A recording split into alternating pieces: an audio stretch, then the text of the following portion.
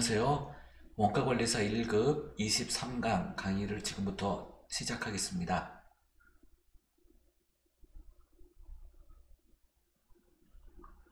자, 오늘은 23번째 강의로 제2부 중급회계 중 제9장 재무제표에 대해서 설명을 드리겠습니다. 자, 제9장 재무제표 회계거래와 회계의 순환 과정입니다. 자, 거래라고 하는 것은 올 거와 갈 내의 뜻을 가지고 있죠. 주는 게 있으면 이제 받는 게 있고, 또 받는 게 있으면 주는 게 있다, 이런 뜻입니다. 자, 거래란 재무제표 요소인 자산, 부채, 자본의 변동을 초래하는 모든 경제적 사건입니다. 이러한 사건을 화폐로 표시한 것을 말하죠. 회계상 거래 대상과 또 일반 거래, 또 법률적 거래라고 할 수 있는 거래에 대해서 알아볼 건데요. 일반적으로 거래가 아니라 회계상 거래로 보는 것이 있습니다. 화재, 재해 손실, 경제적 사건이라고 할 수 있죠. 돈을 받고 물건을 판매한 것뿐만 아니라 화재나 재해를 입어서 재화 등을 잃어버리게 되는 것. 그러면 이제 재화의 이동이 있게 된 거죠. 그래서 거래가 됩니다. 또 기간 경과에 따른 발생이자, 발생주의에 따라서요. 그리고 회수가 불가능한 채권, 이러한 채권에 대해서 이제 손실을 대변에 인식한다라는 뜻을 가진 대손 처리되는 경우, 돈을 못 받는 것도 결국 회계상 거래입니다. 손실을 본 것이죠. 그래서 회계상 거래가 되어요. 근데 일반적으로 거래긴 하지만 회계상 거래로 보지 않는 것이 있습니다.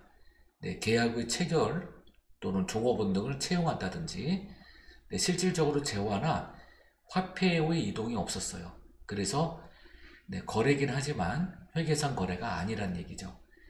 계약의 체결의 경우에는 이제 민법과 관련되어 있고 또 상법과 관련되어 있죠. 종업원의 채용의 경우에는 이제 근로기준법과 관련이 있습니다.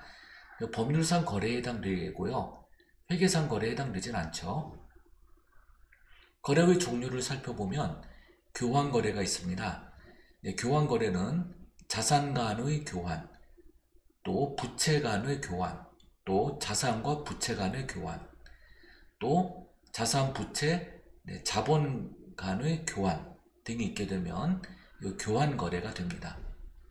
자, 예를 들면 기계장치를 취득을 했어요. 그리고 현금이라는 또 재산이 나가게 되죠. 자, 이 둘은 자산과 자산 간의 거래입니다. 자산이 들어오고 현금이라는 자산이 나가죠. 기계장치라는 자산이 들어오면서 현금이라는 자산이 나가요.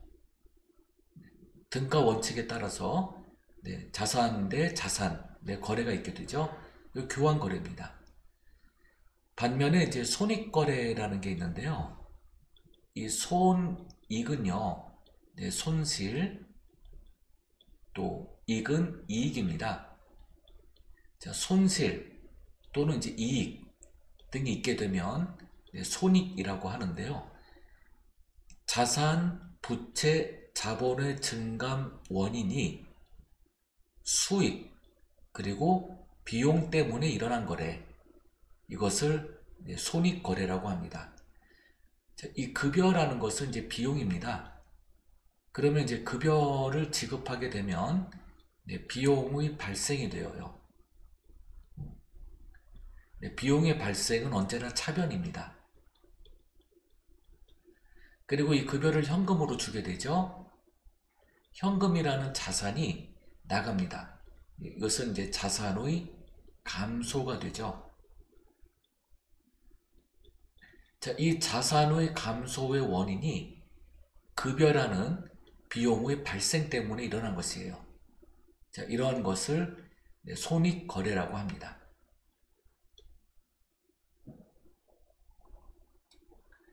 자, 이번엔 혼합거래를 보겠습니다. 자산, 부채, 자본의 거래와 손실 또는 이익 거래 등이 동시에 혼합되는 거래입니다. 이것을 혼합거래라고 해요. 네, 차입금이라는 부채가 이제 감소가 되는데요. 처음에 차입을 했을 거예요.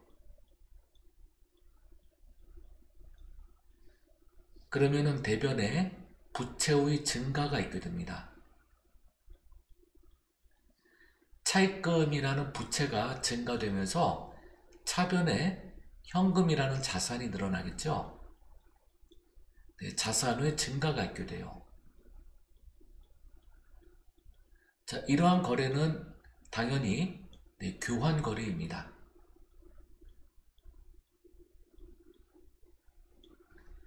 그런데 차입금을 갚았어요. 대변에 있던 부채가 감소하게 되죠.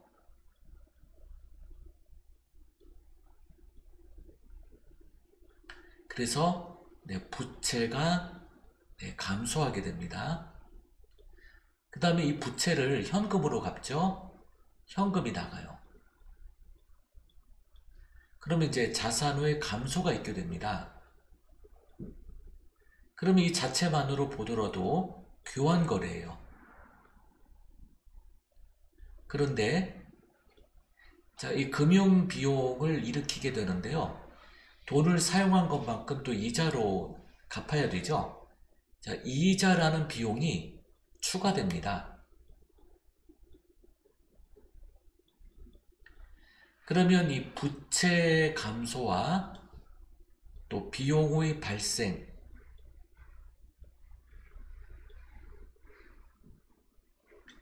자, 이 부채의 감소에 따라 이자라는 비용이 발생하면서 현금이라는 자산이 감소했어요. 자, 이런 경우가 바로 네, 손익 거래라는 것이죠.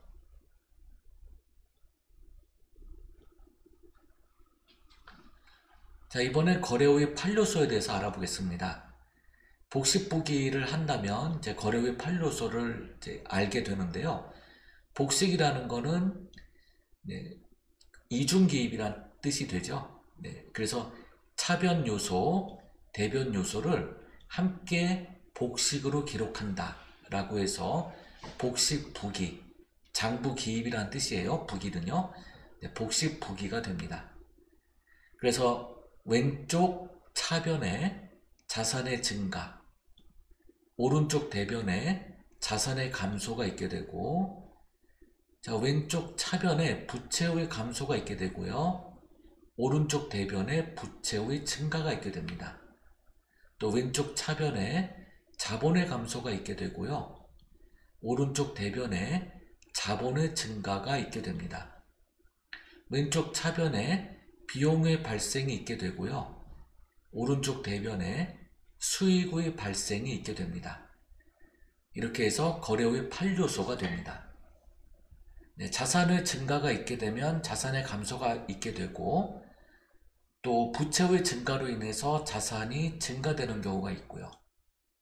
또 자본이 증가하면서 자산이 증가되는 경우가 있습니다. 또 수익이 발생하면서 자산이 증가되는 경우가 있어요.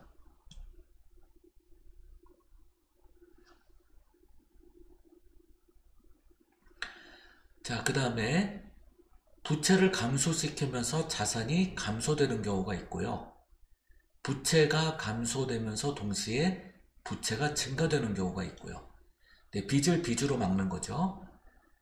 그 다음에 드물긴 하지만 네, 자본의 증가를 통해서 부채를 감소시키는 경우도 있습니다. 네, 유상증자를 통해서 빚을 갚는다든지요. 또 수익을 발생시키면서 빚을 갚는 경우도 있죠. 네, 이렇게 연결이 됩니다.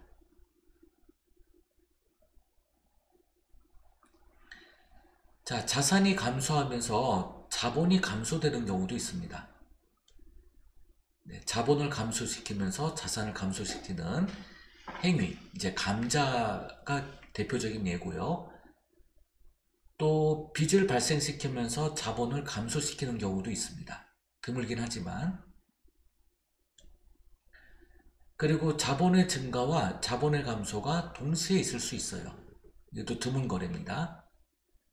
또 수익이 발생하면서 자본이 감소되는 경우도 있어요. 네, 이것도 드문 경우예요. 자, 이번엔 비용이 발생되면서 자산이 감소되는 경우, 그 다음에 부채가 증가하면서 비용이 발생하는 경우, 자본이 증가할 때 동시에 비용이 발생하는 경우, 수익이 발생될 때 동시에 비용이 발생되는 경우, 자, 이런 경우들도 있습니다. 자, 거래의 이중성을 살펴보겠습니다. 모든 거래는 항상 동일한 금액의 원인과 결과가 되어서 회계 처리할 때 차변과 대변 양쪽에 영향을 주는 것, 차변과 대변 양쪽에 영향을 주는 행위, 거래의 이중성이라고 합니다. 이것이 복식부기의 특징이기도 해요. 자, 어카운트라는 계정 과목에 대해서 알아보겠습니다. 계정은 자산, 부채, 자본, 수익, 비용의 발생, 소멸 등을 이름으로, 이러한 내용을 이름으로 정의를 내려요. 이것이 계정 과목명입니다. 계정 과목은 자산 계정 과목이 있고 부채 계정 과목이 있고요.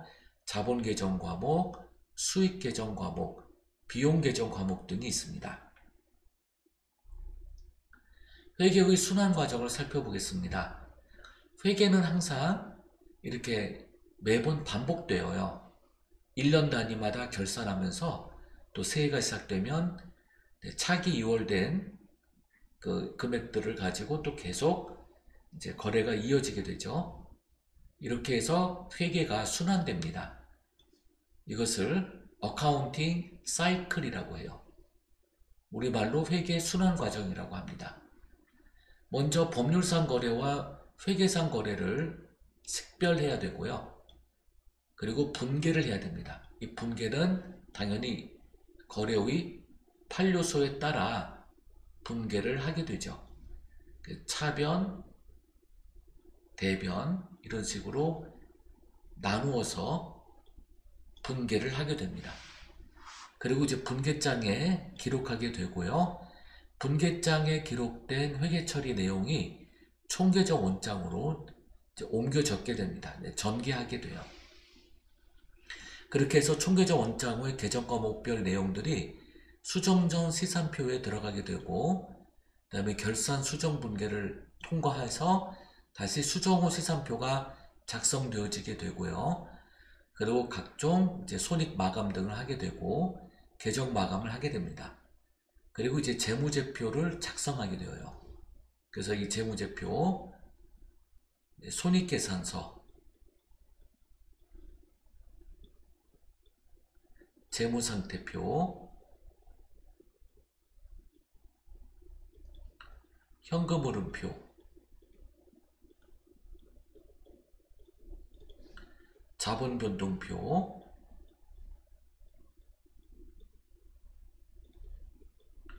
주석 등이 있습니다.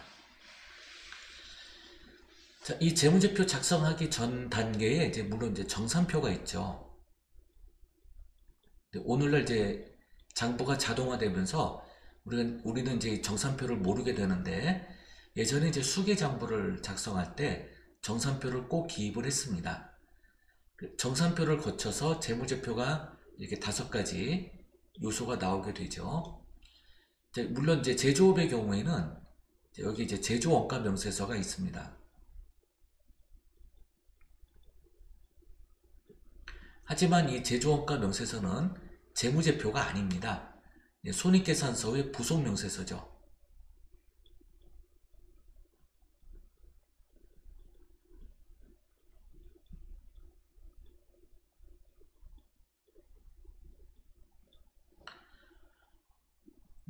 그 다음에 2010년경에 재무제표에서 탈락된 이익잉여금 처분계산서가 있습니다. 여기에 이제 이 손익계산서와 재무상태표 사이에 이익, 잉여금, 처분계산서가 있었죠.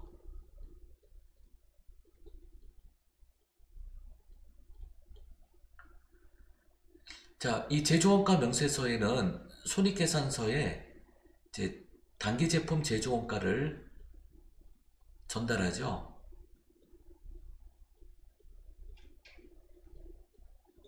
그러면 이제 손익계산서의 매출원가로 구성이 됩니다. 그리고 이제 이익잉여금 처분계산서에 이제 당기순이익이 반영되고요. 그리고 이제 이익잉여금 처분계산서는 2월 이익잉여금이 반영됩니다.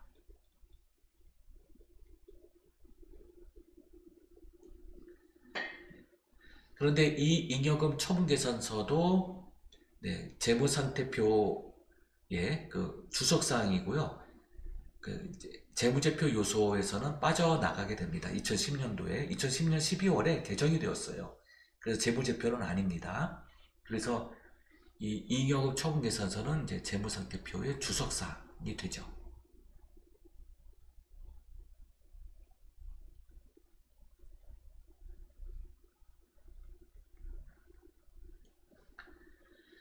자, 이번엔 분계와 분계장에 대해서 알아보겠습니다.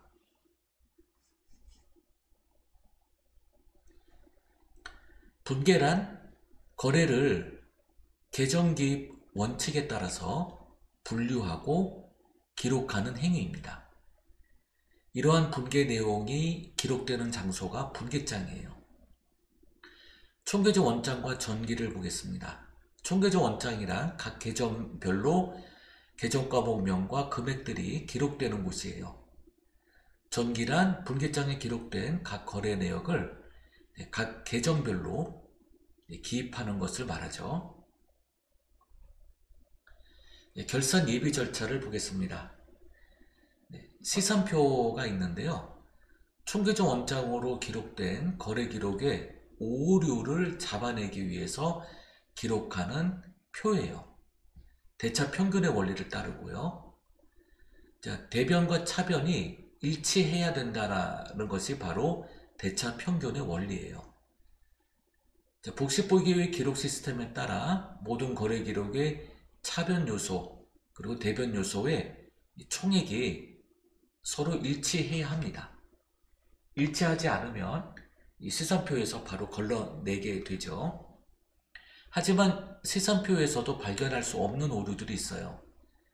계정 과목을 애시당초에 잘못 적용하는 경우, 차변과 대변에 똑같은 금액을 잘못 기록하는 경우, 거래 기록이 아예 누락되는 경우들이죠. 이러한 경우에는 시산표에서 발견해낼 수 없는 오류예요. 재고조사표 작성을 보겠습니다.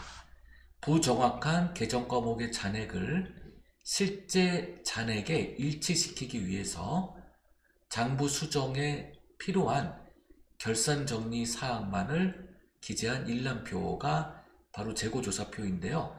실제 재고조사를 하고 그 남은 재고 수량에 대한 단가, 수량 등을 파악을 해서 기록을 합니다. 그리고 이제 재고 수불부와 비교를 하게 되죠. 그래서 이제 장부상 수량보다 실제 재고 수량이 많은지 또는 적은지를 확인하게 됩니다.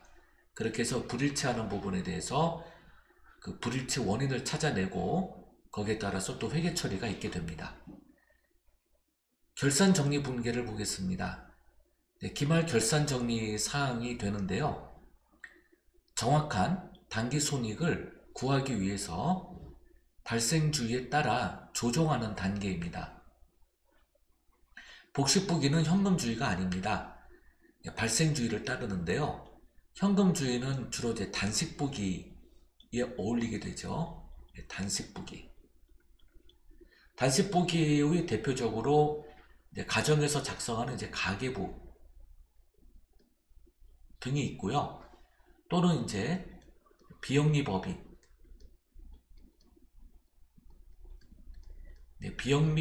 비영리법인 단체 등이 주로 이제 단식부기, 복식부기가 아닌 단식부기를 사용하게 됩니다. 단식부기에서는 주로 이제 현금을 중심으로 기록을 하게 되겠죠. 네, 발생주의는 현금의 유출입과 관계없이 발생할 때, 이 발생에서는 이제 네, 단기 귀속, 그러니까 단기에 해당되는 기간에 발생되는 수익과 비용을 인식하는 것을 말합니다. 일반적으로 이제 수익은 실현주의를 따르고요. 비용은 발생주의를 따릅니다. 실현주의라는 것은 수익이 실현되었다면 현금이 들어오지 않았어도 단기에 실현되었을 때 수익으로 인식하는 것을 말하고요. 비용은 단기에 현금이 지급되지 않았더라도 발생이 되면, 외상거래를 할지라도 발생이 되면 단기 비용으로 인식하는 것이죠. 단기에 발생된 것에 한해서예요. 결산분계의 유형들을 살펴보면 이연분계라는 게 있는데요. 현금이 유출되었지만 수익과 비용이 결산일 현재 발생하지 않은 사항입니다. 수익의 이연을 살펴보면 대변의 수익의 발생이 있었어요. 그리고 현금이 들어왔습니다. 그런데 결산 시점에 가서는 수익을 차변으로 보내고 대변의 부채를 인식합니다. 자, 예를 들면은 이런 경우가 있겠죠. 12개월분 임대료를 7월 1일에 수령을 하게 됩니다. 그럼 예를 들어서 20X 1년 7월 1일부터 20X 1년 20X 2년입니다.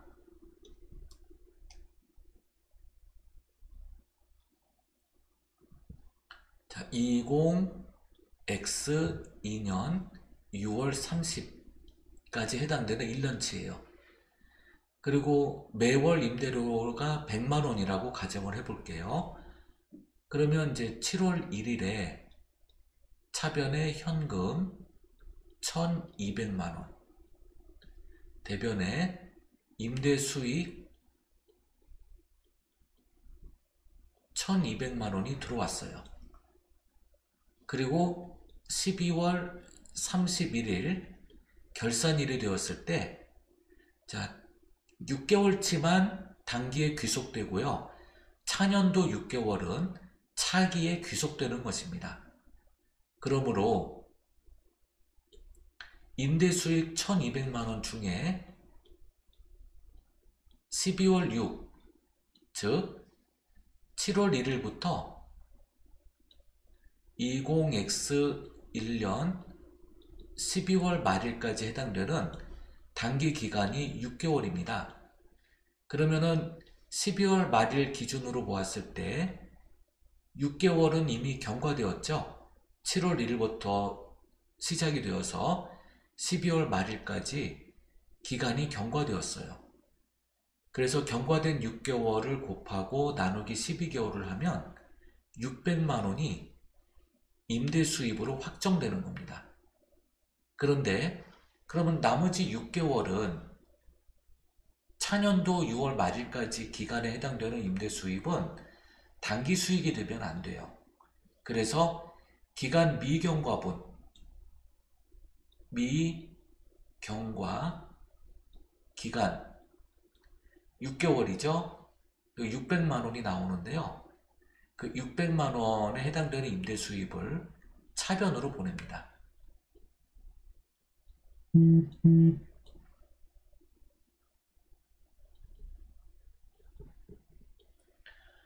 그리고 대변에 선수 수익이라는 부채를 잡아요.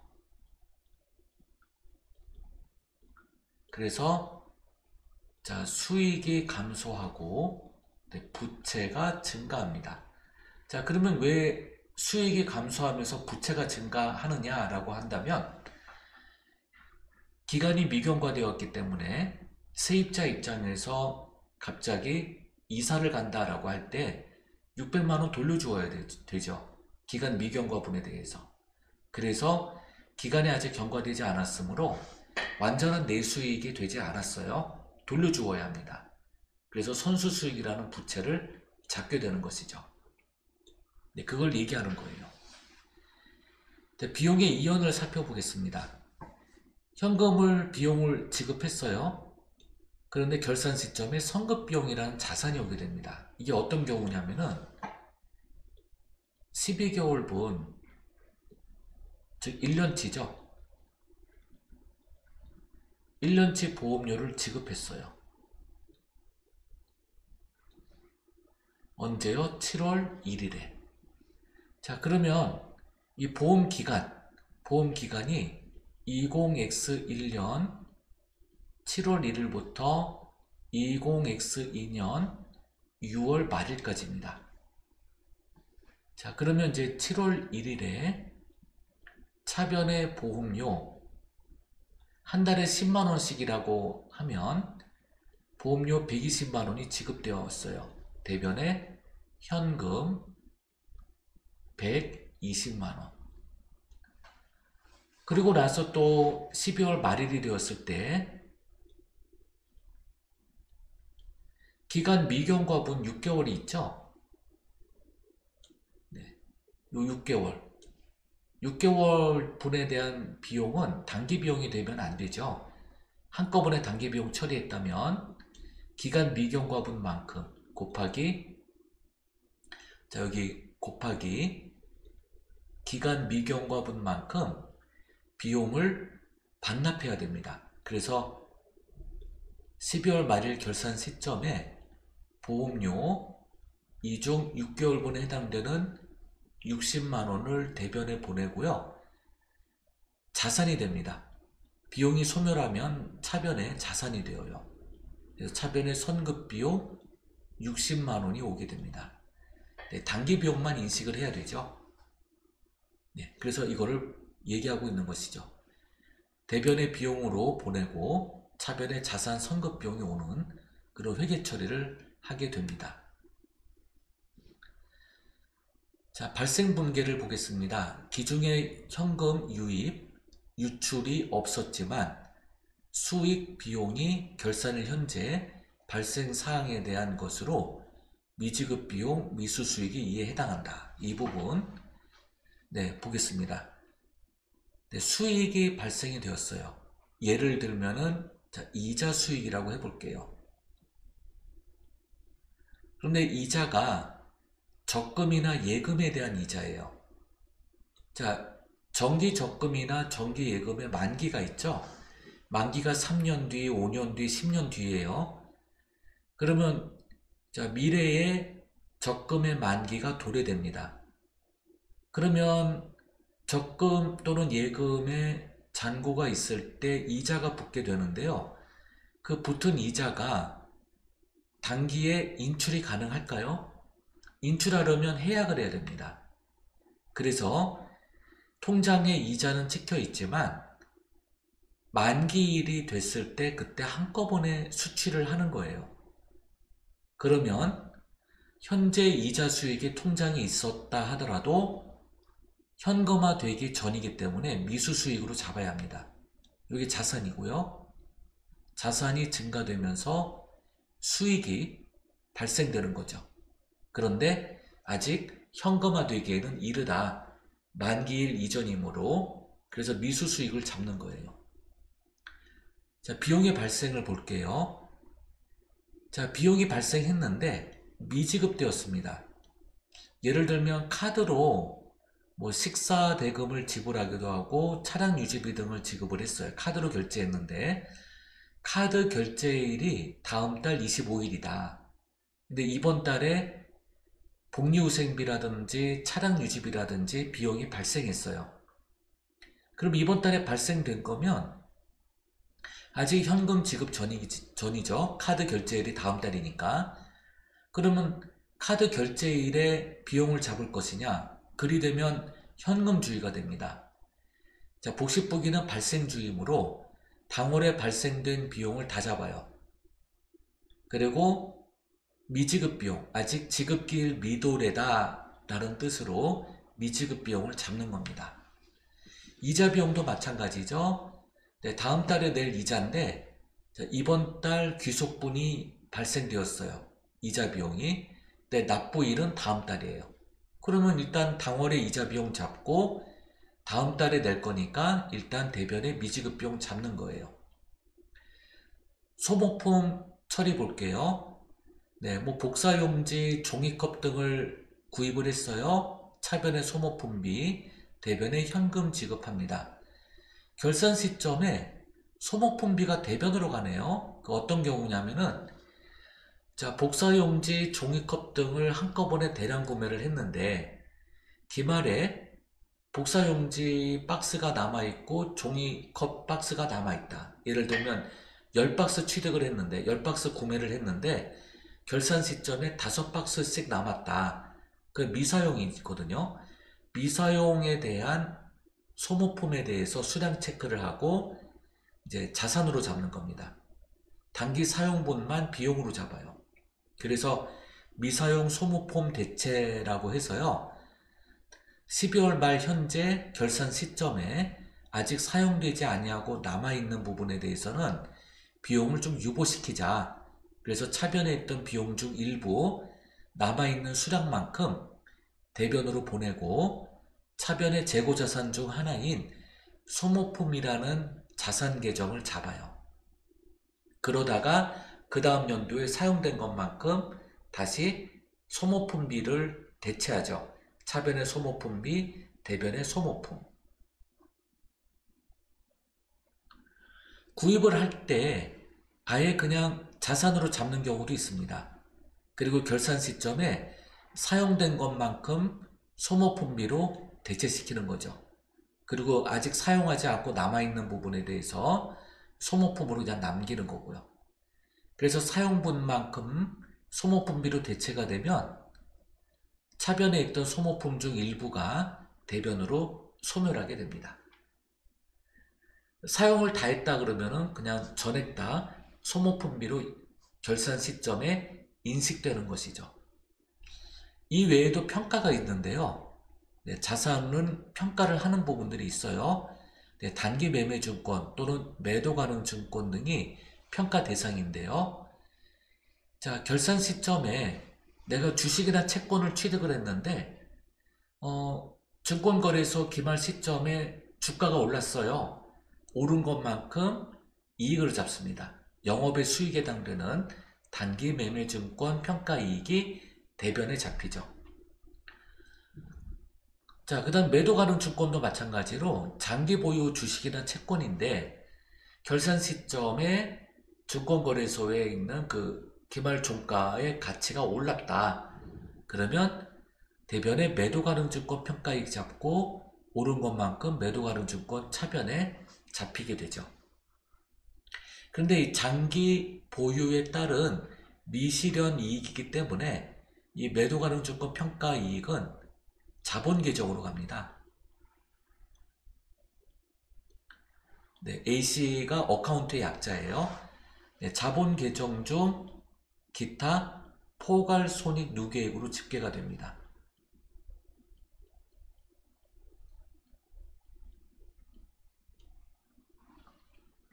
그 밖에 재고자산이 있는데요. 자, 재고자산의 적합법 평가에 따라서 재고자산 평가 손실이 발생이 되면 매출원가에 반영이 되고 재고자산의 차감 계정인 재고자산 평가 충당금이 대변으로 인식됩니다.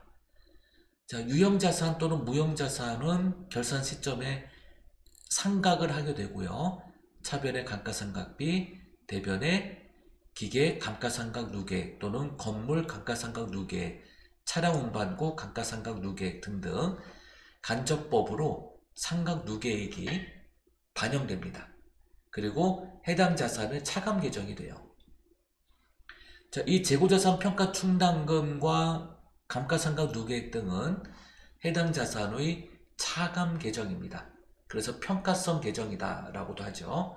또 평가성 충당금이다 라고도 합니다. 수정호 시산표 및 정산표의 작성을 보겠습니다. 수정호 시산표는 결산 적립분계를 이제 검증하는 표인데요. 그렇게 해서 이제 검증이 다 끝나요. 그러니까 이 수정후 시산표는 결산 적립분계가 반영된 이후의 시산표를 말하는 거예요. 결산 적립분계가 반영되기 전이면 수정 전 시산표, 반영된 이후는 수정 후 시산표라고 불러요. 정산표는 결산 시에 작성해야 할 시산표, 결산 적립기입, 손익계산서 및 재무상태를 한 곳에 모아놓은 표예요. 그래서 정산표에 한 곳에 모아놓았기 때문에 재무제표로 각각 파생시킬 수가 있죠. 결산의 본 절차를 보겠습니다. 손익계정의 마감. 각종 재비용이 차변에 있습니다. 각종 재반 비용인데 여러가지 재자죠. 그래서 뭐 급여, 복리후생비, 여비교통비 등등 여러가지 비용들을 다 재비용으로 묶어서 그냥 통칭해서 부르는 거예요. 차변에 있었어요. 그리고 뭐 대변에 뭐 미지급 비용, 현금 등이 있었겠죠. 그렇게 해서 이제 마감을 하게 되면 차변에 있던 재비용이 이제 대변으로, 차변은 이제 집합손익계정이 옵니다. 그리고 이제 수익계정은 대변에 있었죠. 수익이. 차변에 뭐 현금, 예금 뭐 이렇게 있었을 거고요. 대변에 있던 수익이 마감될 때 차변으로 오게 됩니다. 그 대변의 집합손익. 그렇게 해서 수익 마이너스 비용, 즉 수익의 비용을 대응시켜서 손익이 나오게끔 하는 거예요.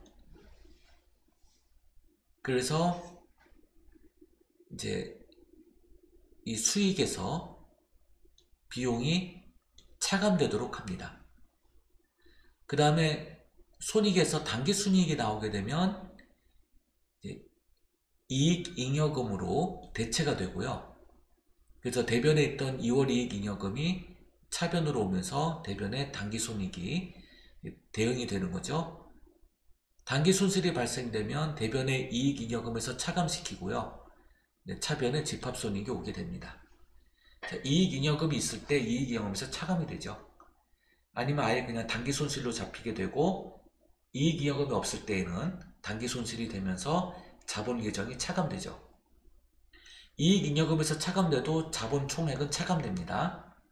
자본계정 중 하나이기 때문이죠. 재무상태표 계정의 마감을 보겠습니다. 재무상태표 계정인 자산, 부채, 자본계정은 각 계정 잔액에 대하여 차기 2월이 되는 부분들이 있습니다. 네, 남은 금액들이 차년도로 2월 되죠. 자, 재무제표의 작성을 보겠습니다. 제조기업인 경우에는 제조원가 명세서가 먼저 나와야 되죠. 그런데 네, 재무제표는 아니라 그랬죠. 네, 재무제표는 아닙니다. 그리고 나서 이제 손익계산서로 매출원가의 데이터를 전달하고 그 다음에 이제 이 손익계산서에 있는 당기손익이 이익잉여금 처분계산서에 반영이 되고 그리고 그 2월 이익잉여금이 이제 자본계정으로 오게 되고요. 또 자본변동표에는 그 이제 주식의 그 증자 또는 감자 등이 이제 표시가 됩니다. 그리고 이제 재무상태표, 현금오름표 등이 작성이 되어지죠. 재무제표의 목적과 종류에 대해서 알아보겠습니다. 재무회계의 목적은 외부 정보 이용자가 유용한 뭐 투자 의사 결정입니다. 할 수 있도록 정보를 제공하는 데 있죠. 재무제표의 종류로는 재무상태표, 손익계산서, 자본변동표, 현금오름표, 주석 등이 있습니다. 앞에 이거 포괄이라는 접두사가 붙는데요. 이 포괄이라는 의미는 자, 이 모회사가 있고 그 아래 이제 여러 자회사들이 있는 경우 건설업, 제조업, 유통업, 서비스업, 기타 여러 업종들을 하는 경우 발생되는 손익계산서들이 있죠. 이 여러 손익계산서들을 한데 묶은 것을 포괄 손익계산서라고 합니다. 자, 개별 회사에서 나오는 손익계산서는 이제 독립된 개별 손익계산서라고 하죠. 굳이 이제 개별자라는 말을 안 붙이고요. 그냥 손익계산서라고 하는데, 여러 회사들을 거느리는 경우 이게 결국 하나의 그 회사죠. 하나의 회사 안에 여러 계열사들이 있는 경우 각 계열사들을 이제 전체 손익계산서를 하나로 합친 포괄적 손익계산서가 나오게 됩니다. 이것을 이제 포괄 손익계산서라고 부르죠. 다만 중소기업 회계 기준을 적용할 때 재무상태표를, 중소기업 기준에서는 재무상태표를 그냥 대차대조표로 부른다라는 것이고, 또 중소기업은 이제 규모상 여러 계열사를 거느릴 수 없는 규모이니까 포괄자를 뺍니다. 그냥 개별 손익계산서죠. 네, 이렇게 한다는 것, 네, 기억을 해두시면 되겠습니다. 자, 재무상태표 표시를 보겠습니다. 재무상태표란 기업의 일정 시점이라고 나와 있죠. 이 시점이라는 것은 특정한 날짜를 의미합니다. 특정한 날짜라고 하면 예를 들어서 2020, 자, 예를 들어서 이제 20X1년 12월 31일 현재, 이런 식으로 하나의 날짜만을 놓고 이 날짜를 기준으로 그 남아있는 잔액을 보여주는 형태. 그래서 재무상태표가 대표적이죠. 네, 그래서 시점 보고라고도 해요. 재무상태표는요, 시점 보고입니다. 그리고 또 이러한 이유 때문에 이제 정태적이란 표현도 씁니다. 그래서 정태적 보고, 이렇게도 얘기를 하죠. 이렇게 해서 경제적 자원, 자산입니다. 그 다음에 경제적 청구권, 부채죠. 상대방이 이제 청구한다라는 뜻이에요. 그 채무를 지는 거죠. 상대방이 가지고 있는 청구권이죠. 내가 가지고 있는 경제적 자원. 그러니까 자산과 부채를 재무상태표에 표시하는 회계보고서를 말합니다. 재무상태표의 구성 요소를 보면 많죠. 크게 대분류로 유동자산이 있고요. 네. 그래서 그 동적인 자산, 움직이는 자산, 그 중에 이제 지금 당장 현금화할 수 있는 당좌자산이 있고요. 이 당좌자산 안에는 현금 및 현금성 자산, 그리고 단기 투자자산, 그 다음에 영업채권인 매출채권, 그리고 나머지는 전부 다 기타 채권에 해당이 됩니다. 기타 채권에는 미수금, 미수수익, 선급금, 선급비용, 부가세 대급금 등이 있습니다. 현금 및 현금성 자산은 주화나 지폐인 통화가 있고, 그 다음에 타인 발행 수표, 그 당좌 수표 등이 있죠.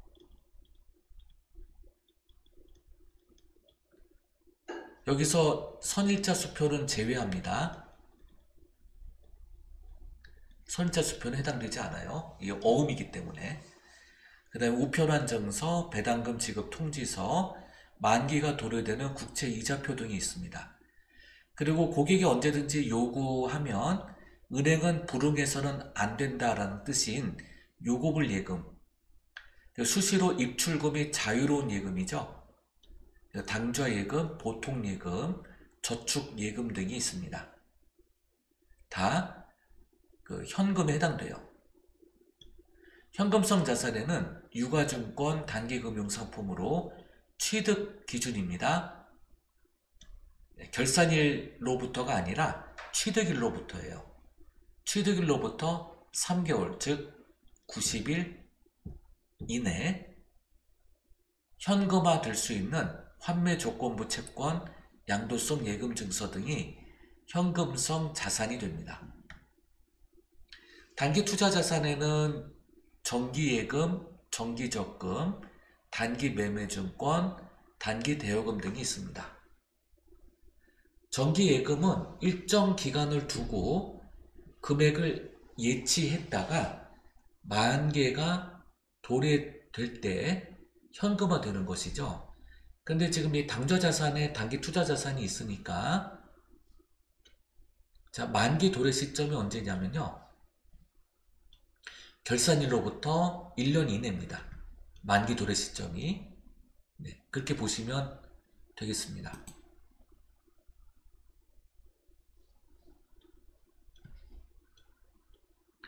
그래서 결산일로부터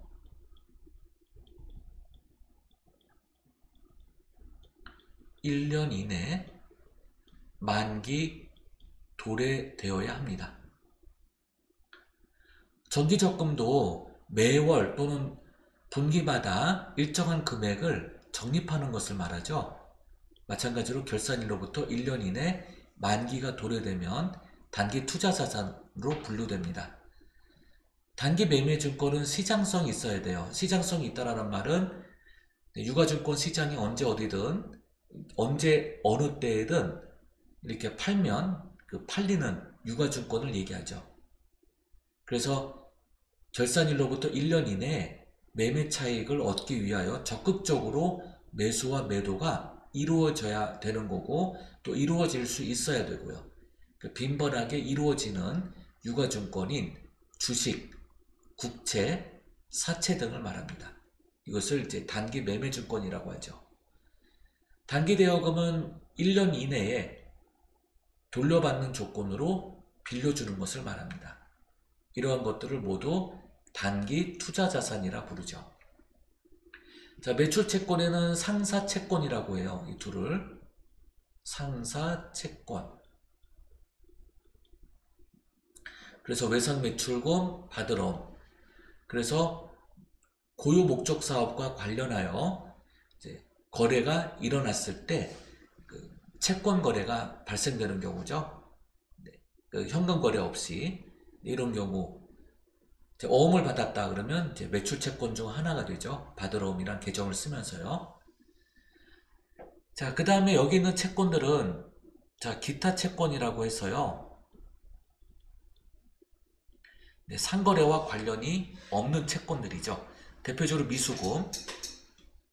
네, 그래서 뭐 고정자산 또는 유가증권 등을 외상으로 매각하고 못 받은 상태, 미수금이라고 하죠. 자, 미수수익, 단기에 발생한 수익이지만 그 만기가 미도래됨에 따라 아직 현금화되지 못한 상태, 미수수익이 되죠. 그 다음에 상품이나 원재료를 조건으로 해서 미리 지급하는 계약금, 선급금이죠. 자, 상품이나 원재료 구입 조건이면 이거 상거래 아니냐라고 할 수가 있겠죠. 그런데 매출 채권은 직접 상거래를 통해서 못 받은 채권들입니다.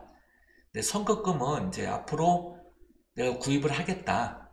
아직 구입하진 않았죠. 그 걸어놓은 그 계약금이에요. 이런 경우 이제 상사 채권이 아닌 기타 채권으로 잡게 됩니다.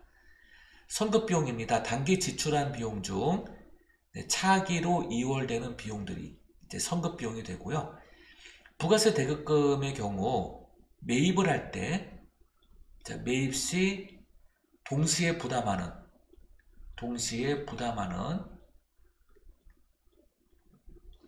부가세입니다. 부가가치세예요. 일반적으로 공급가액의 10% 정도 붙죠.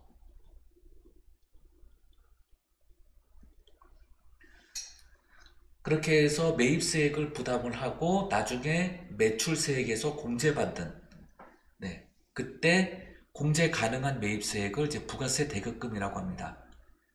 부가세 예수금이 있을 때 차감돼서 부가세 예수금에서 차감된 후 나머지 잔액만 납부하게 돼요. 또는 부가세 대급금이 부가세 예수금보다 클 경우 돌려받게 됩니다. 환급받을 수 있어요. 이런 경우도 이제 기타 채권 중 하나가 되죠. 그 다음에 선납세금이 있습니다. 법인세 중간예납, 그 다음에 또 이자 소득에 대해서 소득세를 냈을 때 선납세금이 됩니다. 재고자산에는 이제 상품, 제품, 원재료 등이 있고요. 상품과 제품은 모두 판매를 목적으로 창고에 보관 중인 그런 재화들을 얘기합니다. 원재료는 생산을 위해서 구입한 재료, 원재료가 되죠. 그 다음에 미완성 제품이지만 그 상태로 판매가 가능하면 반제품이 되고요. 미완성 중 판매가 안 되고 계속 생산을 해야 된다면 제공품이 됩니다. 반제품도 상품과 제품처럼 판매 목적이에요. 제공품은 원재료처럼 생산 목적입니다. 투자자산에는 이제 투자 부동산, 이제 토지와 건물을 투자 목적, 즉 시세 차익을 목적으로 취득했을 때 투자 부동산이 되고요. 만기까지 적극적으로 보유할 의도가 있는 국채, 공채, 사채 등은 만기 보유 증권이 됩니다. 만기 보유 증권이나 단기 매매 증권으로 분류되지 않은 장기 보유 중인 언젠간 매도를 할 거고요. 그러니까 만기까지 보유할 위사는 없는데 언젠간 팔 주식이나 채권 등은 매도 가능 증권이 됩니다. 그 다음에 투자회사가 투자 받은 회사를 피투자 회사라고 해요. 위결권 있는 주식의 20% 이상 보유하게 될 경우 피투자 회사에 대한 경영권을 소유하게 되어서 이래라 저래라 할 수 있어요. 이때 경영 지배력을 갖게 됩니다. 그때 지분법 적용 투자 주식이라는 개정 과목을 쓰게 되는데 여기서 이 지분법을 적용한다 라는 의미는 뭐냐면 피투자 회사가 있고 투자 회사가 있을 때 투자 회사가 피투자 회사에다가 이제 투자해요. 피투자 회사의 위결권 주식을 사옵니다. 구매를 해요. 전체 위결권 전체 위결권 있는 주식 중 20% 이상을 취득을 해요.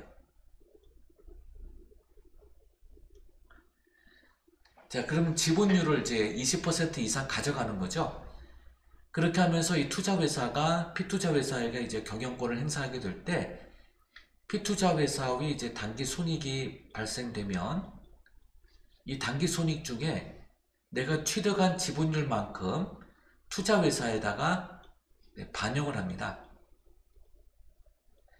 연대 책임을 지게 하는 거죠. 그래서 경영을 잘했으면 이익이 발생을 할 거고 그 이익이 이제 이 지분율만큼 투자회사에 반영되는 것이고 경영권 행사를 잘 못해서 피투자회사가 적자가 발생하게 되면 그 손실의 20% 이상의 지분율만큼 투자회사가 가져가게 되는 겁니다.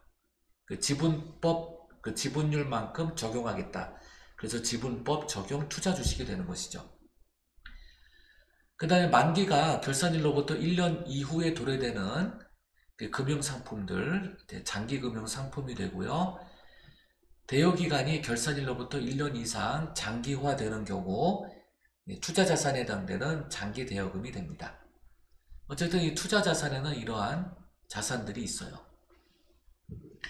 유형자산에는 형태가 있는 자산, 그 무형자산과 구분하기 위하여 형체가 있는 자산이라고 하는 것으로 토지가 있고 그 다음에 그 위에 이제 건물이 있습니다. 이 건물은 내가 영업활동을 위하여 사용할 목적이에요.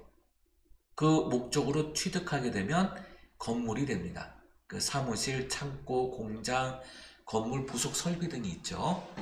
그런데 투자 목적으로 취득을 하게 되면 투자 부동산이 된다는 것, 네, 기억해 두시면 되겠습니다.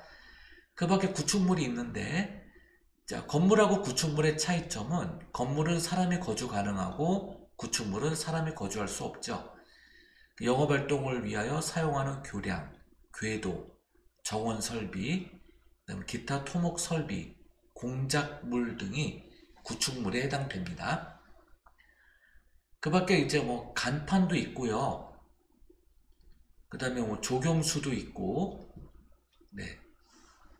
그 다음에 공작물이죠. 네, 조각, 예, 조각물. 네, 일정 높이의 빌딩을 짓게 되면 이제 건축물에 그 어울리는 조화를 이루는 그 조각물을 이제 앞에 예술 작품을 배치하도록 건축법에 이렇게 정의되어져 있죠.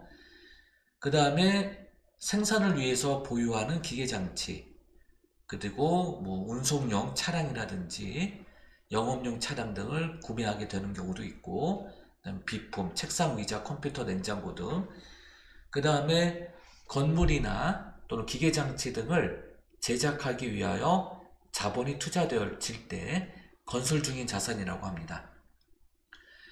유형자산은 이제 감가상각 자산이라고 하는데, 여기서 감가상각을 하면 안 되는 자산 둘이 있습니다.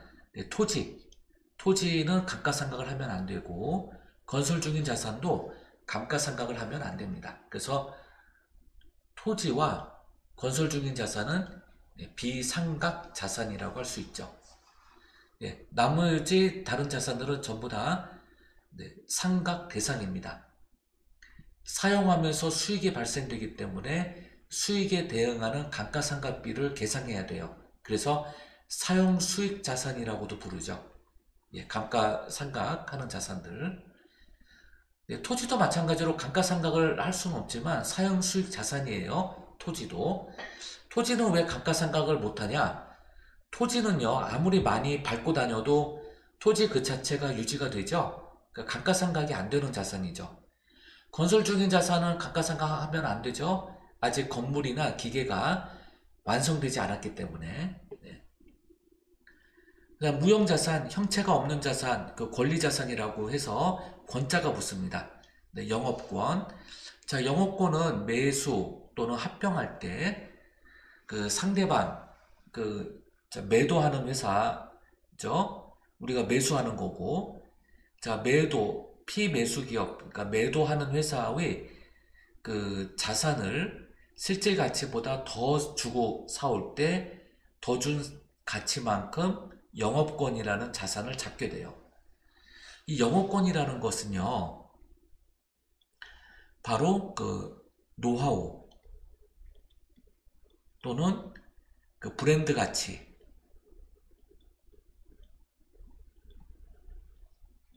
영어로 이제 브랜드 밸류라고 하는 것인데요. 자, 회사의 경영 노하우라든지 또는 그 회사의 상표만 내면 사람들이 다 알아주는 그 브랜드 밸류 파워가 있는 경우, 아무리 부채가 많더라도 그 기업을 인수해야 나의 시장 장악력이 높아질 때 회사를 비싼 가치로 매입하게 됩니다.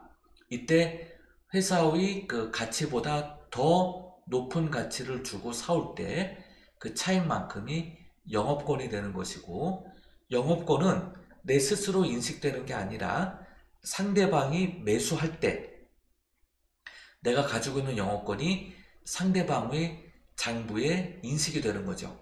그래서 영업권은 자가 창출은 안 돼요. 네, 자가 창출 자산은 아닙니다. 자가 창출은 안 되지만 타인이 인수할 때 실질 가치보다 더 높은 그 금액을 주고 사올 때, 장부상 가치보다 실질 가치가 높아서 더 높은 금액을 주고 사올 때 그 차익이 영업권이 되고 매수자만이 인식할 수가 있어요. 그 다음에 자가 창출은 아니고요. 이 산업재산권은 특허청 등으로부터 인정을 받을 때 권리가 생기죠. 특허권, 실용신안권, 상표권, 디자인권 등을 묶어서 산업재산권이라고 합니다. 그 다음에 신제품을 개발하기 위하여 투자되는 비용들, 이것을 이제 개발비라고 합니다. 개발비도 자산의 요건을 갖추게 되죠. 그리고 나중에 이 신제품이 판매가 되어 수익이 발생이 되면 그때 수익에 대응되는 비용화가 됩니다. 이때 개발비를 상각하게 되죠. 그래서 무형자산 상각비로 수익에 대응되는 비용이 되는 것이죠. 그 다음에 외부에서 유상, 돈 주고 사오는 프로그램들, 뭐 엑셀, 한글, 파워포인트 등 그렇게 만들어진 소프트웨어 또는 이제 ERP 소프트웨어 등 이러한 소프트웨어들이 있습니다.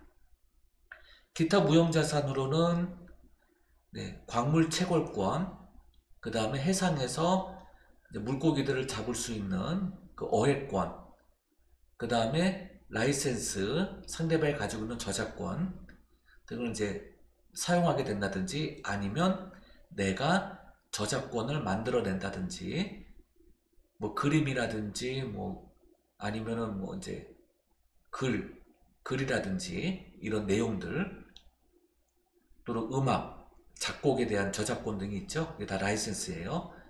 그 다음에 프랜차이즈. 이 라이센스가 이제 저작권이죠. 어떤 자격에 대한 권리 비용이죠. 라이센스가. 그 다음에 임차 권리금 등이 있습니다. 임차할 권리금이죠. 임차 받을 권리금. 임차 권리금이라고 하면은 내가 쉽게 예를 들게요. 그 중국집을 하는 곳을 내가 인수를 하려고 그래요. 그러면 그 중국집이 그동안 오래된 중국집이라고 한다면 그 오랜 기간 동안 그 한 장소에서 수십 년간 장사를 해오면서 상권을 만들어냈어요. 그래서 그 동네 사람들이 이 중국집을 다 인식하고 있는 상태고 그 상태에서 그 중국집을 내가 인수하게 되면 나는 별다른 홍보 안 해도 그냥 사람들이 찾아오겠죠. 홍보 비용이 발생되지 않죠. 그래서 그 중국집을 인수하기 위한 권리금, 그래서 내가 이 집에서 중국집이라는 그 상호를 걸고 장사할 수 있는 그런 권리금, 그래서 세입자 간에 주고받는 돈이에요. 이 건물주에게 내는 돈이 아니라 그 이제 이사가는 세입자에게 새로 들어오는 사람이 이사가는 세입자에게 권리금 주고 들어오죠. 특별히 홍보를 안 해도 사람들이 찾아오니까요. 그걸 이제 권리금이라고 해요. 임차 권리금. 그 다음에 보증금 등이 있습니다. 전세 보증금, 임차 보증금, 영업 보증금 등이 있고요. 또 별도로 또 전세권이라는 것도 있어요. 전세권. 전세 보증금을 등기했을 때, 전세 보증금을 법원에 등기하면 전세권이 됩니다. 전세권도 하나의 권리이고, 이거는 이제 무형자산은 아니에요. 권자가 붙었지만, 보증금의 하나의 성격이죠. 전세보증금이 하도 떼이니까 이거를 방지하고자 물권화하기 위해서 등기한 거예요. 그래서 건물주가 손댈 수 없는 그 보증금, 그 전세권이라고 하죠. 그 다음에 장기성 매출 채권입니다. 1년이 넘어가도록 회수가 안 되는 미회수 채권, 그 다음에 1년이 넘도록 회수가 안 되는 미수 채권, 장기 미수금이죠. 그 다음에 선급 계약금을 냈는데 1년 이상 아직 그 상품이나 원재료 또 용역 등이 수급되지 않아요. 그 장기 선급금이 됩니다. 아무튼 이 장기자가 붙죠. 언제 이루어질지 모르는 상황. 그 다음에 받으러옴인데 부도가 났네요. 그러면은 보통 이제 상법상의 소멸시효가 경과되기 전까지 그 권리에 대해서 청구할 수가 있죠. 청구권이 이제 소멸되기 전까지 이제 계속 그 청구를 해야 됩니다. 이때 이제 부도원과 수표라는 그 권리를 갖게 돼요.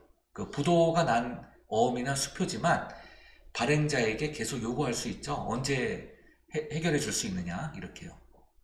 그래서 처음에 이제 받으러옴이라는 자산이 차변에 생기고 매출채권이 이제 대변으로 소멸합니다. 그런데 이제 부도가 났어요. 그러면 바드럼이 대변으로 소멸하게 되고요. 차변에 부도원과 수표가 오게 되죠.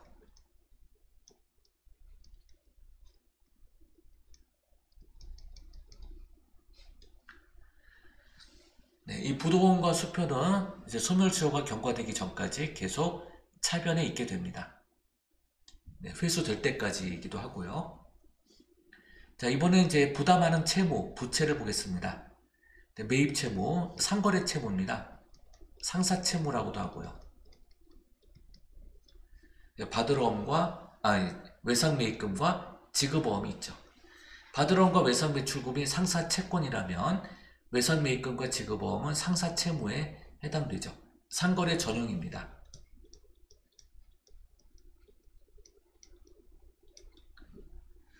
그 다음에 상사 채무가 아닌 기타 채무들입니다. 여기 있는 것들 전부 다 이제 기타 채무예요. 자, 채무가 확정된 상태에서 아직 지급되지 않은 돈, 이걸 이제 미지급금이라고 하고요. 1년 이내에 상환할 목적으로 빌리는 돈, 단기차입금. 그 다음에 급여 등 각종 소득을 지급할 때 소득세 또 지방소득세 등을 미리 떼고 줍니다. 미리 뗀 돈들이 대변에 잡히는 예수금이 돼요. 그러니까 원천 징수되는 부분과 사대보험료 등을 떼고 주죠. 그 뗀 돈을 원천 징수 의무자가 잠시 맡아놓게 돼요. 이것을 예수금이라고 합니다. 그리고 납부일에 맡아놓았던 돈들을 납부하게 되죠. 자, 그 다음에 선수금이 있습니다. 계약금을 받은 경우에요. 상품이나 제품을 판매하는 조건으로 또는 용역을 공급하는 조건으로. 그 다음에 선수 수익이 있습니다. 수익인데 미리 받아놓은 수익이죠. 그 다음에 부가세 예수금, 재화 등을 공급할 때 10%를 받아요. 이제 사업자가 그 사업자 등록을 한 사람이요. 그래서 10% 받아놓았다가 부가가치세 납부하는 날 내게 되죠. 그래서 잠시 맡아놓는 돈, 예수금 성격인데 부가세와 관련된 예수금이다라고 해서 부가세 예수금이 됩니다. 그 다음 미지급 세금이 있어요. 법인세, 또 법인세 할 주민세 등. 요 법인세 할 주민세는 그 이제 지방 소득세가 됩니다.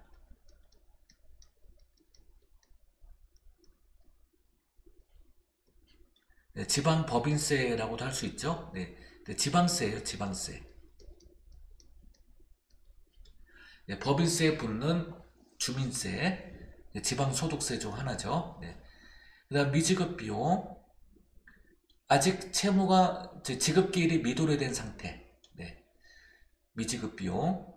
자, 미지급 비용하고 미지급금하고 구분을 한다면 지급기일이 도래된 것, 미지급금, 지급기일이 아직 미도래된 것, 미지급 비용 이렇게 구분하시면 되겠습니다. 그 다음 미지급 배당금, 주총에서 이제 현금 배당을 결의했어요. 현금 배당을 결의했는데 아직 지급되지 않은 상태로 있는 것, 미지급 배당금, 부채죠. 유동부채.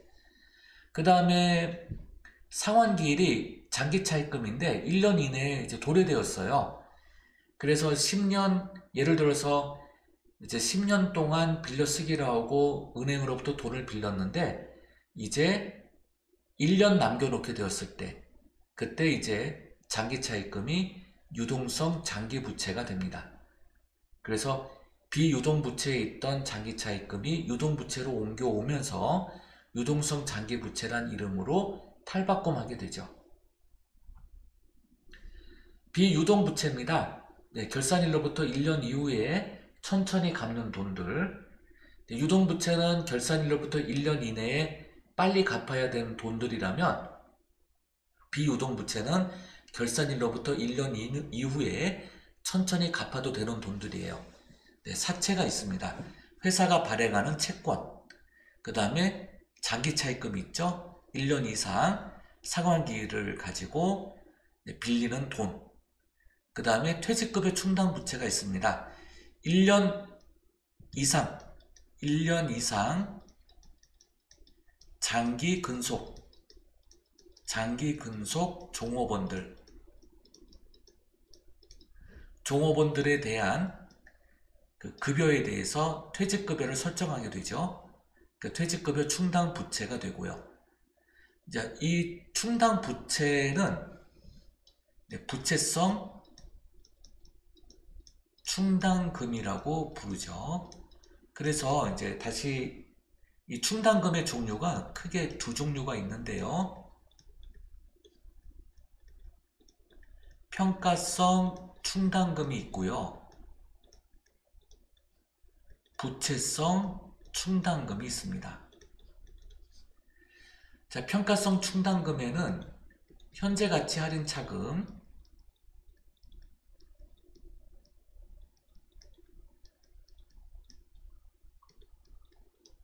감가상각 누계의 대손 충당금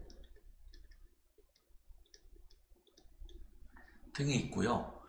부채성 충당금에는 퇴직급여 충당 부채가 있고요. 수선보증 충당 부채 등이 있습니다.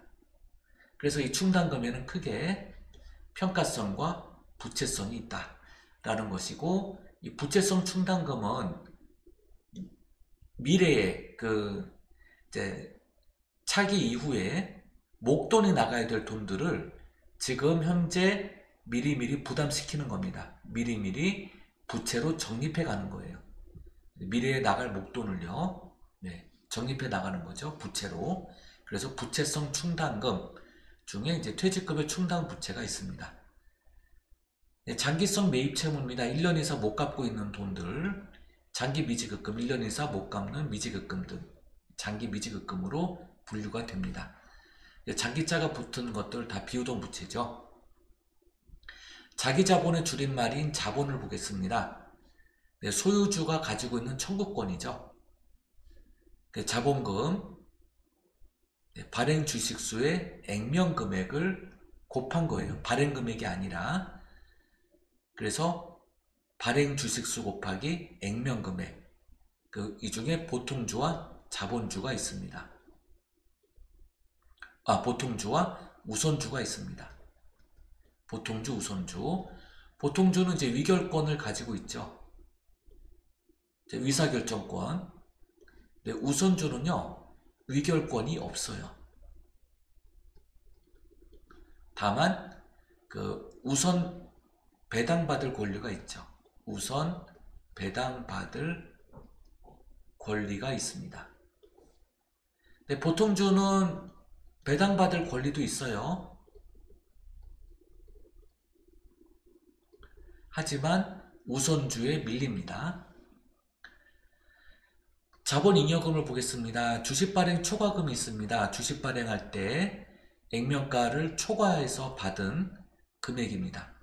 자, 감자차익은 주식을 매입 소각, 경영이 어려워져서 주식을 매입 소각을 할 때 주주가 투자한 돈보다 적은 돈을 주고 사올 경우죠. 그러면 차익이 발생하게 되고 회사로서는 지금의 당장 이익이죠.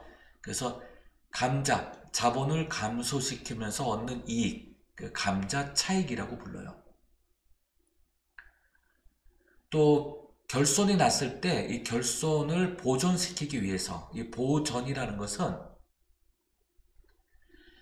메꾼다라는 뜻이에요. 그래서 메꾸어서 보호한다라는 뜻으로 결손금을 없애기 위해서, 결손금을 상계시키기 위해서 이 감자 차익을 결손 보존에다가 사용하는 경우도 있죠.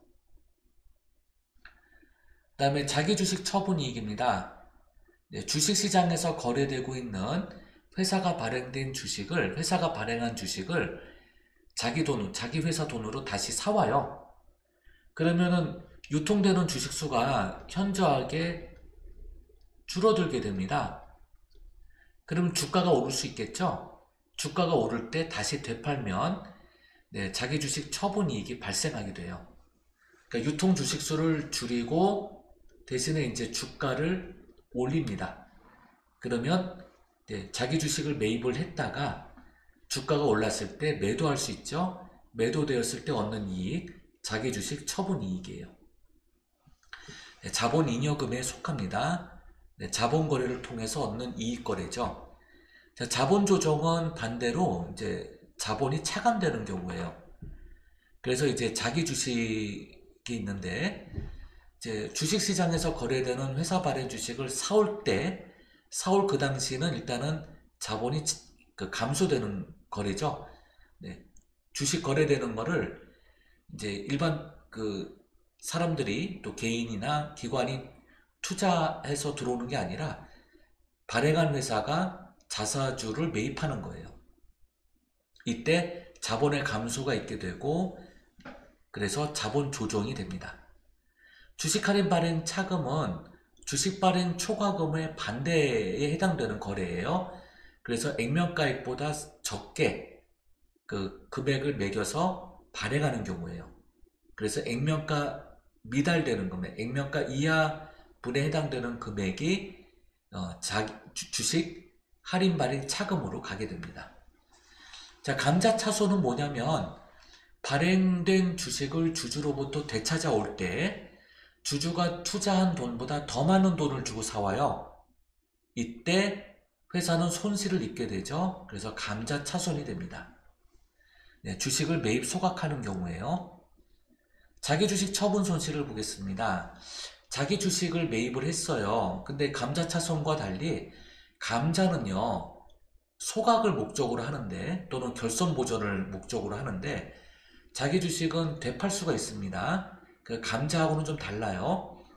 그러면 이제 자사주를 매입을 하고 나서 되팔 때 주가가 오르지 않고 내려간 상태, 주가가 내려갔을 때 그러면 내가 처음에 사올 때보다 더 낮은 가액으로 팔아야 되죠. 더 낮은 가액으로 팔게 됨에 따라 손실을 입게 됩니다. 그래서 자기 주식 처분 손실이 되죠. 자, 이러한 내용들은 모두 다 자본의 감소가 있는 거래들이에요. 자, 모두 자본의 감소가 있게 되죠. 그런데 이 자본 조정 중에서 예외적으로 자본의 증가를 가져오는 거래가 있습니다. 자, 이게 뭐가 있냐면 미교부 발행 주식이 있는데 자, 이거는 뭐냐면 이익잉여금 처분 결의할 때 현금으로 배당하는 것 외에 주식으로 배당할 수 있어요. 주식 배당을 결의했을 때 미교부 발행 주식이 되고 아직 발행 안 했으니까 자, 주식 발행 결의는 자본의 증가를 가져옵니다. 이 주식 발행 결의는 자본 조정으로 들어가요. 그래서 이 자본을 컨트롤한다라는 겁니다. 컨트롤. 그러니까 이 자본 조정의 개념은 자본을 증가시킬 수 있고 자본을 감소시킬 수 있어요. 그래서 자본 조정이라고 하는 겁니다. 그러므로 이 자본 조정이라고 해서 무조건 자본을 감소시킨다? 네, 그렇게만 외우면 안 되고요. 자본의 증감을 가져오는 거래다. 이렇게 보시면 돼요. 자, 그 다음에 이익잉여금이 있습니다. 영업활동에서 발생되는 잉여금으로 법에 의해서 반드시 적립해야 되는 이익준비금. 그래서 현금 배당을 결의하게 되면 현금 배당액의 10% 이상을 의무 적립을 해야 됩니다.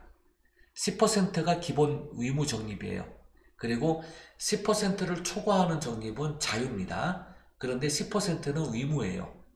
상법에 따른 의무 적립입니다. 반드시 하게 되어 있어요.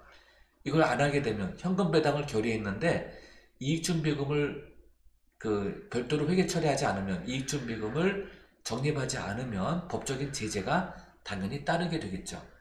그런데 한도가 있는데 상법에서는 자본이라고만 되어 있어요. 그러다 보니까 자본 총액으로 오해하게 되는데 자본금을 얘기하는 겁니다. 자본금의 50%에 달할 때까지예요.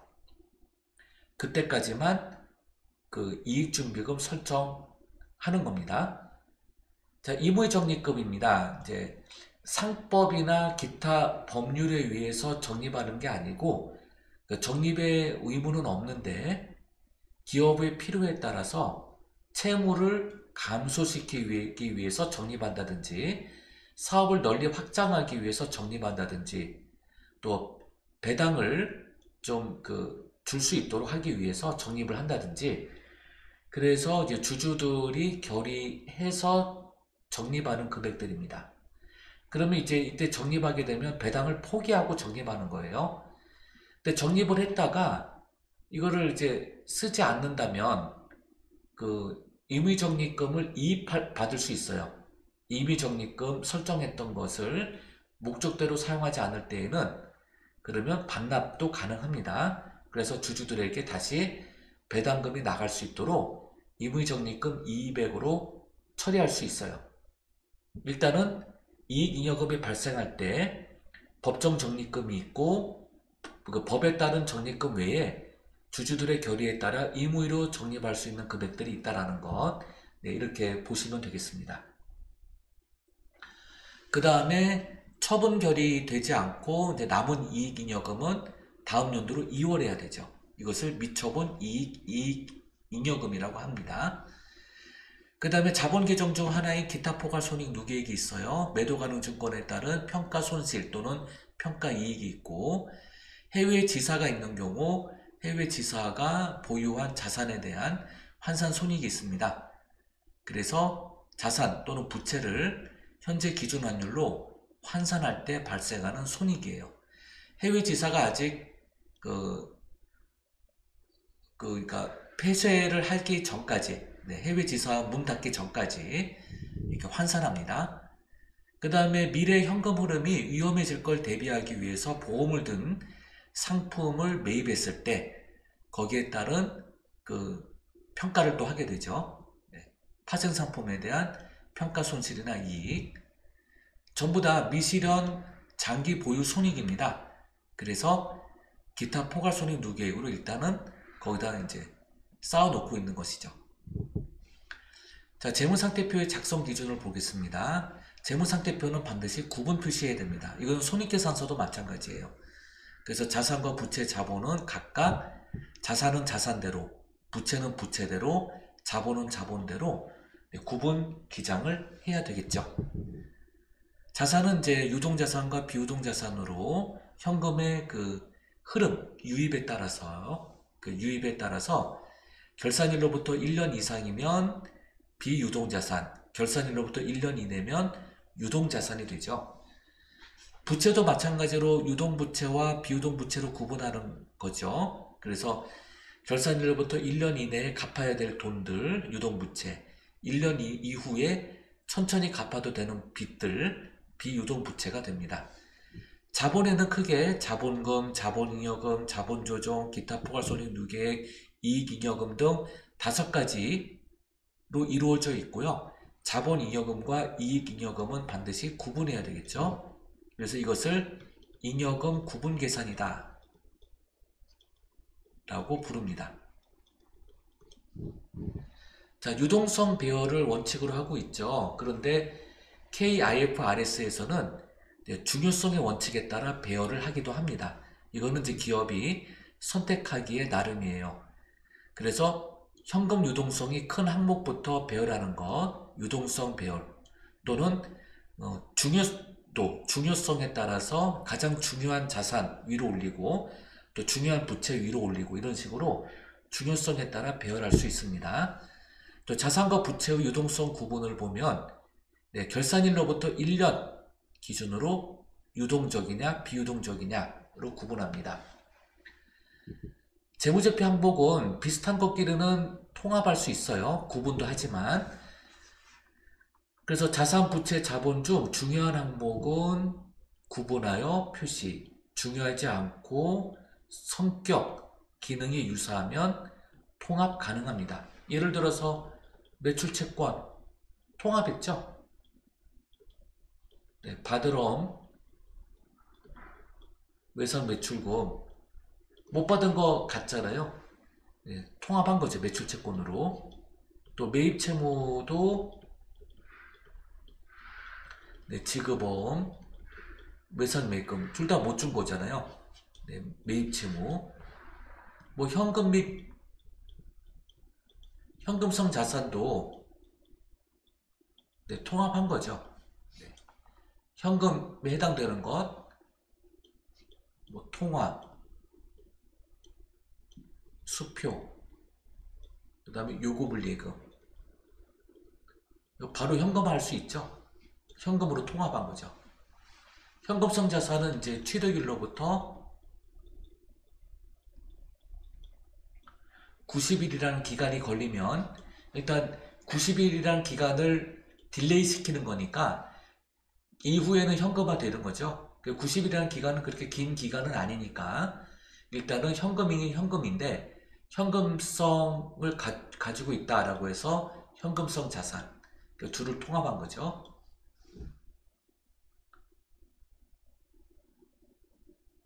그 여기 안에 있는 걸 현금으로 통합했고 여기 있는 건 이제 현금성 자산으로. 근데 이제 현금 및 현금성 자산은 이제 별도의 항목으로 구분하여 표시를 하는데 여기 안에 있는 내용들은 현금으로 통합한 거죠. 그 다음에 이제 자본금은 보통주와 우선주가 있는데 네, 이거를 이제 보통주는 얼마고 우선주는 얼마다 이걸 이제 구분하여 표시하라 이런 얘기죠. 현금이 현금성 자산은 이제 구분 표시했다는 얘기는 현금하고 현금성 자산을 구분했다는 뜻이에요. 근데 그 안에 통화나 수표, 요구불예금은 현금으로 통합했다. 이렇게 다시 한번 설명드리겠습니다. 자, 자본잉여금은 이제 주식 발행 초과금이 있고요. 그 외에 자본잉여금에 해당되는 것들은 다 기타 자본잉여금으로 구분해서 표시합니다. 네, 자본조정 중 자기 주식만 별도로 구분하여 표시합니다. 네, 기타 포괄손익 누계액은 매도가능증권 평가손익, 해외사업 환산손익, 현금 흐름 위험 회피, 파생상품 등은 각각 구분 표시합니다. 자, 이익잉여금에서는 이제 법정적립금이냐, 임의적립금이냐, 또 미처분 이익잉여금 또는 결손금이냐로 구분하여 표시합니다. 그런데 자산과 부채는 상계하면 안 되죠. 네, 그래서 총 자산이 얼마이고, 총 부채가 얼마이고, 그리고 남은 자본은 얼마다. 그래서 이 자본을 이제 순자본 또는 이제 순자산 이렇게도 얘기하죠. 자, 유동성과 비유동성은 구분해야 되죠. 그래서 기업의 정상적인 영업주기 내에 실현될 것으로 예상, 판매, 소비할 의도가 있는 것, 다 유동자산이 됩니다. 여기서 우리가 보통 이제 1년 단위로 우리가 이제 알고 있는데 여기에 또 하나 정상적인 영업주기가 있어요. 정상적인 영업주기라는 것도 있다라는 것. 네. 이 두 가지를 같이 보게 되는데요. 일반적으로는 1년이에요. 그런데 정상적인 영업주기라는 것은 뭐냐면 예를 들어 이제 제조기업의 경우 재료를 구입해요. 그리고 가공해요. 가공, 생산. 그래서 이제 완제품을 만들어내게 되고 이제 판매를 하게 됩니다. 그리고 이제 현금 유입이 되겠죠. 자, 이러한 이제 기간이 통상 1년을 초과하는 경우. 그래서 항상 이러한 그 순환 주기가 1년을 초과한다면 그럼 1년 단위로 기준을 하기가 참 어려워요. 그래서 1년 초과하는 예를 들면은 1년하고도 2개월이 소요된다면 그 1년 2개월을 1년으로 보겠다. 이것이 바로 정상적일 때 이러한 그 순환이 일반적이고 항상 일정하게 이루어질 때 그러면 정상적인 영업주기라고 해서요. 1년을 초과하지만 예를 들어 1년 2개월이 걸린다면 1년 2개월을 1년으로 보겠다. 1년으로. 이게 이제 정상적인 영업주기예요. 그래서 1년 2개월이지만 1년을 초과하더라도 1년 2개월 단위로 순환이 된다면 그러면 그 정상적인 영업주기 내에 실현될 것으로 예상 판매되거나 소비할 의도가 있다. 유동자산으로 구분된다는 거예요. 그리고 주로 단기 매매 목적으로 보유하고 있어야 되고 보고 기간 후 12개월 이내에 실현될 것으로 예상되는 것, 또 현금이나 현금성 자산을 보고 기간 후 12개월 이내에 교환이나 부채, 상환 목적으로 가능한 것, 또는 정상적인 영업주기의 경우에는 이 12개월이라는 말 대신에 정상적인 영업주기 내에, 네, 이렇게 바꾸셔도 됩니다. 정상적인 영업주기를 기준으로 하는 경우이죠. 그렇지 않은 경우는 1년 단위이고요. 1년 단위면 12개월이죠. 자, 유동부채입니다. 부채는 다음의 경우에 유동부채로 구분되는데요. 기업의 정상적인 영업주기 또는 1년 내에 결제될 것으로 예상하는 것, 주로 단기 매매 목적으로 보유한 후 12개월 이내 또는 정상적인 영업주기 내에 결제하기로 되어 있는 것. 그래서 12개월 또는 정상적인 영업주기. 네. 그 다음에 이제 손익계산서를 보겠습니다. 손익계산서는 크게 영업수익, 상품 매출, 제품 매출, 고유목적 사업과 관련되어 있어야 되겠죠. 또는 이제 뭐 용역 매출도 있죠. 용역 수익. 네, 고유목적 사업에 해당되는 경우. 그 다음에 고유목적 사업은 아닌데 영업 외적으로 들어오는 이자 수익, 배당금 수익, 임대 수익 등등 이런 수익들이 있습니다. 이제 읽어보시면 되겠습니다. 여기 있는 내용들. 그 다음에 이제 외환 차익의 경우에는 결산일 현재 그 환율 차익도 있지만 결산일이 아닌 그 기준 거래죠, 주로. 그러니까 연도 중 수시로 환율 정산을 합니다. 수시로 환율 정산을 하면서 이제 차익이 발생할 때 외환 차익이 되는 거고, 외화 환산 이익은 결산일입니다. 결산일 현재예요. 그래서 남아있는 외화 자산과 외화 부채를 결산일 딱 하루 기준 환율로 평가하는 거죠. 그 다음에 자산은 누군가로부터 기증받을 때의 시가를 기준으로 해서 들어왔을 때 자산 수중이익으로 계산을 하게 되죠. 채무 면제이익은 이제 면제받았을 때, 갚아야 될 돈을 면제받았을 때죠. 자, 이 제자가 오타네요. 이 제입니다. 네, 면제. 네. 그 다음에 영업의 수익에서 이제 보험 차익, 보험에 가입한 자산에 사고가 발생해서 손실이 발생하는 경우죠. 이때 이 그러니까 장부가액보다 더 높은 보상을 받게 되면 그 차익이 보험 차익이 됩니다. 장부가액보다 더 높은 보상을 받을 때. 장부가액은 어떻게 구하냐면 이제 취득가액에서요. 감가상각 누계액을 차감한 이후에 그 잔액, 요게 이제 장부가액이에요. 자, 이 장부가액보다 보험으로 들어온 것이 더 많으면 그 보험 차익이 됩니다. 그 이제 영업의 수익이 되는 거죠. 그 다음에 전기 이전에 수익에 대한 오류가 있었죠. 그 수익을 누락시킨 거예요.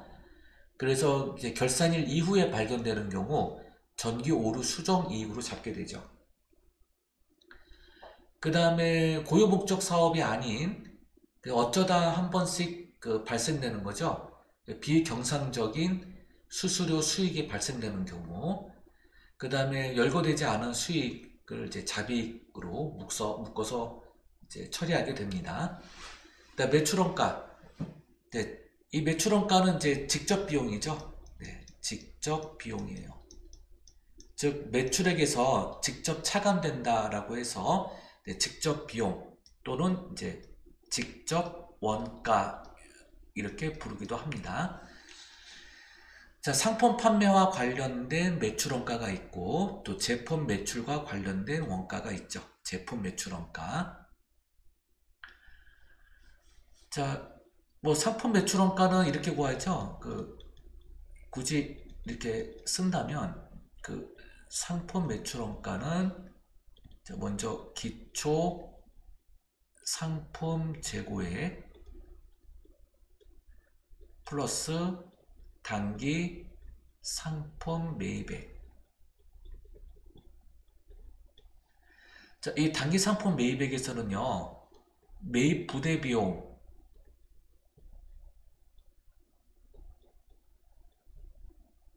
더하고 그 다음에 매입 할인 그리고 매입 애누리 매입 환출 등이 있으면 차감됩니다. 그래서 플러스 마이너스 되어서 이제 부대 비용을 더하고 차감 항목을 이게 차감 항목들이죠. 그러면 이제 순매입액이 나옵니다. 그리고 기말 상품 재고액을 차감하면 드디어 매출 원가가 나오게 되죠. 그리고 이 기초상품 재고액과 단기 순매입액을 더한 값이 바로 단기 판매 가능 재고액이 됩니다. 그 다음에 제품 매출 원가를 보면은요,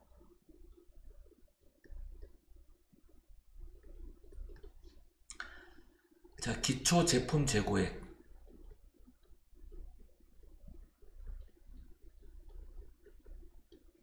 그 다음에 단기 제품 총 제조 원가.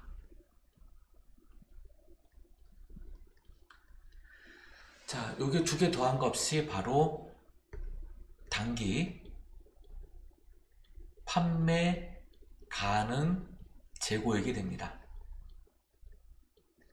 그리고 마이너스 기말 제품 재고액이 있죠.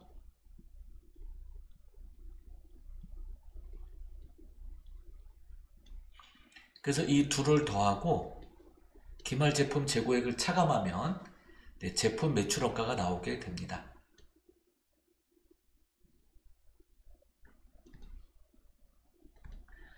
그래서 이 상품 매출 원가의 경우 기초 상품 재고액과 단기 상품 순매입액을 더한 값에서 기말 상품 재고액을 차감하면 상품 매출 원가가 되고, 제품 매출 원가는 기초 제품 재고액에 단기 제품 총 제조 원가를 더하고 기말 제품 재고액을 차감하면 제품 매출 원가가 된다라는 것, 이것도 같이 기억을 해두시면 되겠습니다.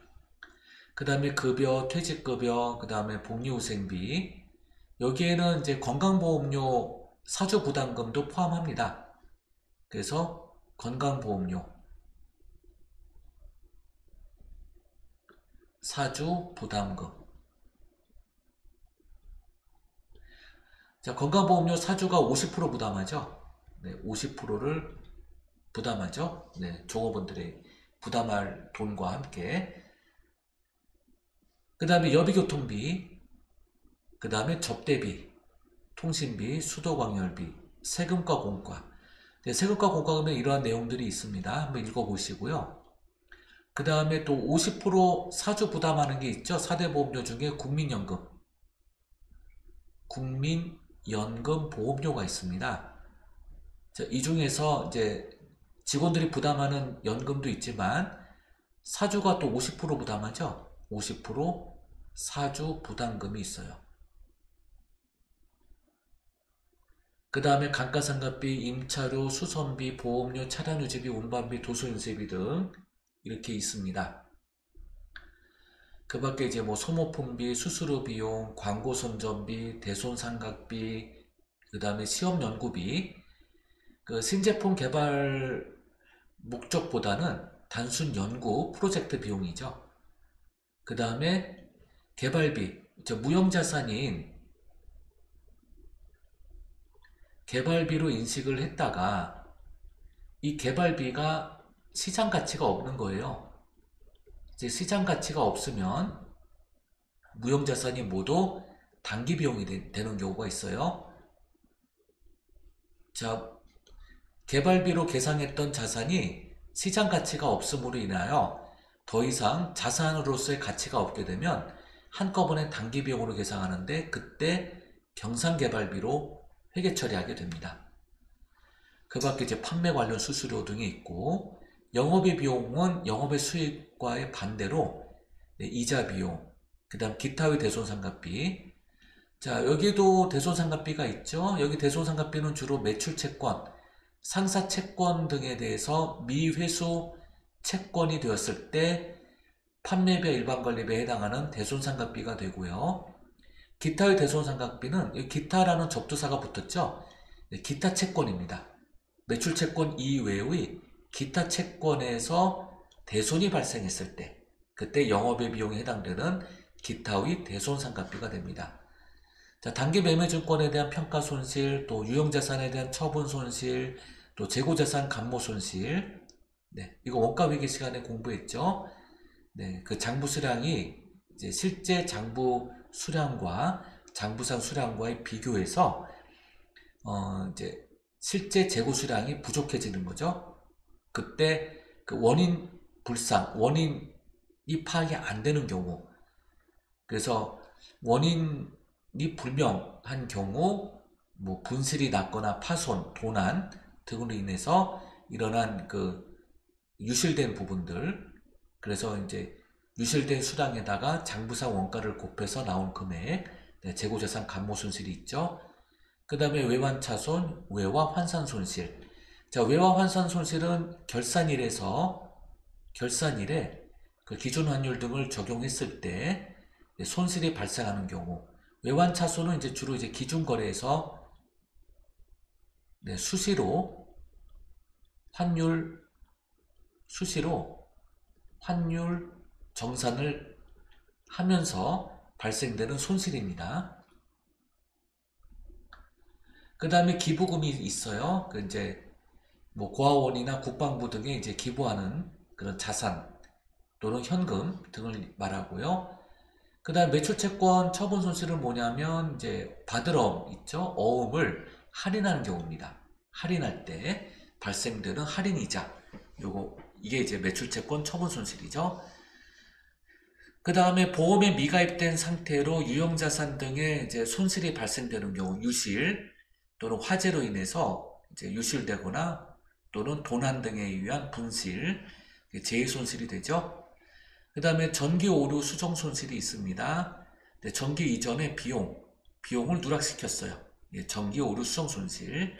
그 밖에 열거되지 않은 손실, 잡손실이 됩니다. 그 밖에 이제 비용은 아닌데 별도의 그 세금 납부한 부분에서 법인세 비용입니다. 법인세 납부하는 부분, 법인세 비용을 별도로 빼죠. 네, 수익과 비용 항목은 총액으로 표시해야 됩니다. 수익과 비용은 서로 상계해서는 아니 된다. 그래서 총액으로 표시해야 된다. 그래서 아까 차감 항목들을 써드렸는데, 예를 들어서 이제 매출 같은 경우, 매출 할인, 매출 애누리, 매출 환입 등을 이렇게 구분 표시를 해요. 그렇게 해서 순매출액이 나오도록 하죠. 이러한 내용을 일일이 열거해서 표시합니다. 이것이 바로 총액 표시주의예요. 차감을 하고 순매출액만 기입하면 안 되겠죠. 기타 재무제표로는 이제 자본변동표, 그 다음 현금 흐름표, 현금 흐름을 보여주고 있는 표죠. 그래서 영업활동으로 인한 현금 흐름, 투자활동으로 인한 현금 흐름, 재무활동으로 인한 현금 흐름을 각각 구분 표시합니다.